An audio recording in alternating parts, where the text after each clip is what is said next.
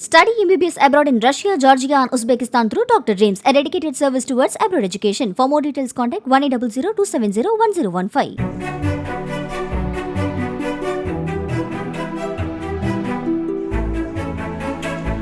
கடலூர் மாவட்டம் வடலூரில் உள்ள தனியார் பள்ளியில் பயிற்சியின் போது தலையில் ஈட்டி பாய்ந்து உயிரிழந்த மாணவனின் குடும்பத்திற்கு 3 லட்சம் ரூபாய் நிவாரணத்திற்கான காசோலையை மாவட்ட ஆட்சியர் வழங்கினார்.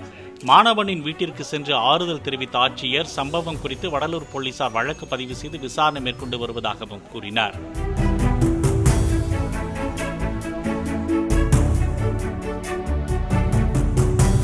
Study MBBS abroad in Russia, Georgia and Uzbekistan through Dr. Dreams, a dedicated service towards abroad education. For more details, contact 1800-270-1015.